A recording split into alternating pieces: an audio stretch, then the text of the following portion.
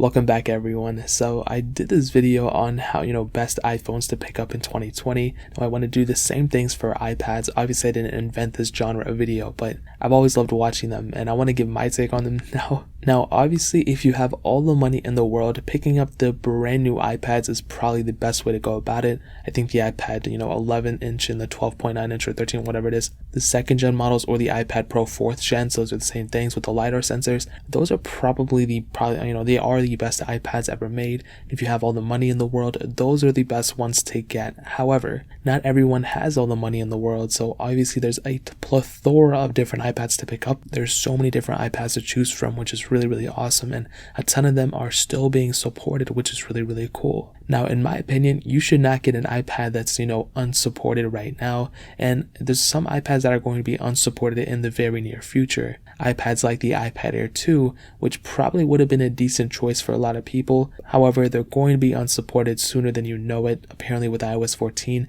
Apple's going to be unsupporting this as well as the iPad mini 4. So if you need an iPad for temporary reasons or whatever, those are probably the cheapest ones I would recommend. You can pick them up from anywhere from like $150 to $200, but even then I probably would not recommend you guys to pick those up just because those are going to be unsupported very soon. However, an iPad that I personally love, I actually use this iPad quite a bit and I still own it and everything, but it's an iPad that's kind of in the middle, and it's kind of middle. So it's the iPad Pro 1st gen 9.7 inch, and it's actually the one that I've been using. I have iPad OS 13 on it. It has the Apple A9 chip inside of it, and it's personally super fast. It's still extremely fast for my needs. Anything I do with it, it's perfectly fine. At this point, all I really do with it is just use it as an alarm clock, but sometimes when I have to do iPad OS videos, I do use it. I sometimes use it here and there. If I go somewhere, maybe I'll bring it with me, and it's really not that bad of a performing tablet. And I actually have to go and review it. I still haven't reviewed it this year, but it's a pretty decent tablet at the end of the day. I've gotten a lot of things done with it, and since it has that A9 chip, it's almost guaranteed to get iPad OS 14, which is going to be really cool. So we're going to have some sort of future ability with an iPad like that, which is really awesome. So that's almost like the very low bottom iPad that I would go with, and you can pick those up again from anywhere from like $150 to $200, and that's an iPad that not many people know about. It kind of flew under the radar, but it's still one of those iPads that I would highly recommend. Now another set of iPads that I would recommend are obviously the iPad 6th gen and 7th gen and those iPads like that, maybe even the 5th gen, actually probably not the 5th gen, but the 7th gen and the 6th gen. These iPads, these are the iPads that cost that $349 or $329 sometimes when they're on sale. And these iPads are extremely good values. They house some of the latest chipsets. They're very powerful for the most part. Really the only downside of these iPads is usually the screen. The screens just are sometimes unlaminated or delaminated, whatever it's called. So there's a little bit of gap between the screen and the iPad itself, which isn't a big deal. It's nothing too crazy, but it is a good iPad at the end of the day. It has a lot of performance value in it.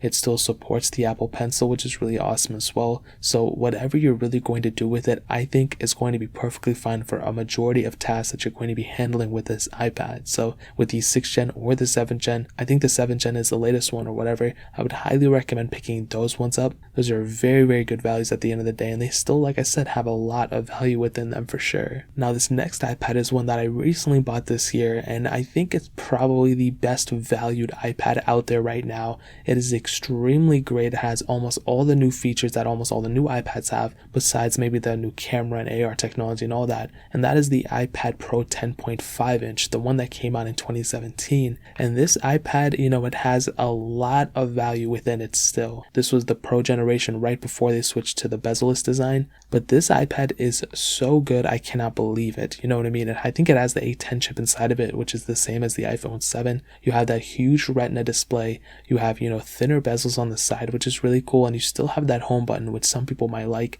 It's crazy fast. Really, whatever I threw at it was perfectly fine, and this thing is still going to be getting iPad OS support for much longer than now. The cool thing about this iPad though is that it does have that 120Hz refresh rate, which is really awesome, and that's something that I personally love. I love that. It makes the phone feel so much smoother and faster, and this thing does have an IPS screen, but if you look at the new technology that's coming out with newer phones now, like the Galaxy S20 and all those different phones, those phones are now bringing in the 120Hz refresh rate, Granted, it's on an OLED display, which is a little bit harder to do, but this thing still has that technology, and it's super awesome. It makes the device feel so much faster and so much smoother, and you can pick one of these things up for less than $350, which is an amazing deal. So if you're going to go that brand new route, this is going to cost the same amount as in like an iPad 7th gen or whatever, whichever one the newer one is, which is pretty crazy because this is a much better deal in my opinion. You're getting a ton of value, and with that motion smoothness or whatever it's called, that's an amazing feature in my opinion. Now the next set of iPads that I would probably recommend to a ton of people are the iPad Pro 3rd generations, which were the 2018 models,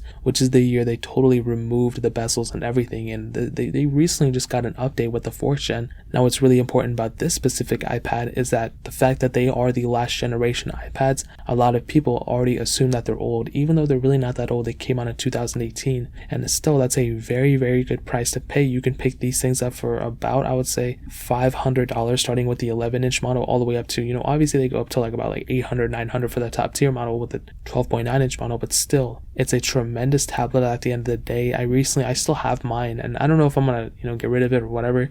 I personally like it, but I don't really use iPads that much, to be honest. But this iPad Pro 11th Gen is the one I personally own, and it's really worlds beyond anything that I could ever fathom. And I think I might be overhyping it a little bit, but if Apple could just mix in macOS with an iPad, having a touchscreen display that I can take around with me is super cool. And the funny thing is that this iPad has less bezel on it than my actual MacBook screen, and I like interacting with that. And you have so many different features with this iPad. You have Sidecar with iPadOS 13, so you can go and use your iPad display as a secondary screen for your iMac or whatever, which is really cool. You also have things like, you just have so many different features on this thing. I can't really list them all. I have a whole video dedicated on this already, but this iPad is a tremendous value in my opinion. And if you're going to go and have to pick up any iPad, this is probably, I said the 10.5 inch was like the best price per dollar. This is really up there. I mean, this is one of those iPads that you can pick up, and you can pick up, years from now and still feel like you still have a very, very good device at the end of the day. You look at tablets like the iPad Pro 10.5 inch, which I said earlier was really good value,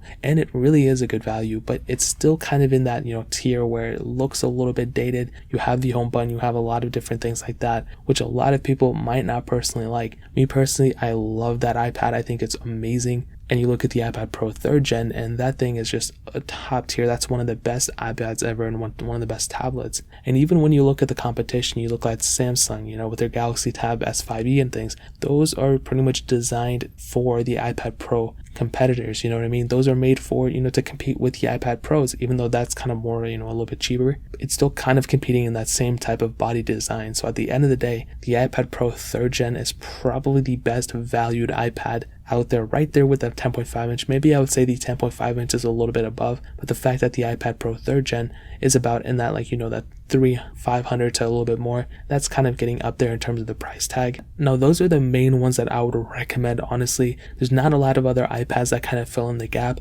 Now obviously we have those iPad Air 3rd gen and the iPad Mini 5s, and for those specific iPads, I would say, those haven't really depreciated too much in value, but they can still offer a lot of value at the end of the day. The iPad Air 3rd gen is pretty much a successor to the iPad Pro 10.5 inch. They're in that same body, they have a lot of the same features, but the iPad Air 3rd gen does have that newer chipset and is overall, faster than the iPad Pro 10.5 inch. So what I would tell you is that if you're in the need of an iPad and you want to get a brand new one or whatever, getting those two actually aren't that bad. The iPad Air 3s are selling for about $400 to $500 on eBay, Amazon, wherever. The iPad Mini 5 is selling for about $350 to about $450. So depending on the size that you want, obviously you can get the smaller one or the bigger one. I'd probably recommend getting the bigger one just because it is, the iPad Air 3, I liked having that motion smoothness with that 120 hertz and all that. So that's not that bad of an option. But the iPad Mini 5 is still a very, very good option for a lot of people as well. And that is, a little bit cheaper than the iPad Air 3. So there's a plethora of different iPads to choose from. They're all tremendous devices at the end of the day. What I will tell you though is that the cheapest one I would recommend, probably the iPad Air 2 for now, but more recent, the iPad 6 and the iPad 7 and 8. I don't think there's an 8th, but if there is, those ones, the $329 iPads, those are the best ones. And then iPads like the iPad Pro 10.5 inch, and then the iPad Pro 3rd gen, or the iPad Mini 5 and the iPad Air 3rd gen. But like I said, if you have all the money in the world, pick up the iPad Pro 4th gen. So those will definitely do you better in the long run. So that is pretty much it. I'll leave as many iPad links in the description. If you want to pick them up from there, you can help support the channel at the same time. But that is pretty much it. If you guys have any other questions or anything, leave it down in the comment section as well. Hit the like button, that means so much, but definitely hit that subscribe button. Every single subscriber that we get really does count, so it means so much if you guys could hit that. Also check out the other links down in the description as well. My Twitter, my Instagram, my second channel, all those links are linked down below. I'd really appreciate if you guys would check it out. More importantly than everything else, I love every single one of you guys. Hopefully I'll catch you guys in the next video. Peace out till then.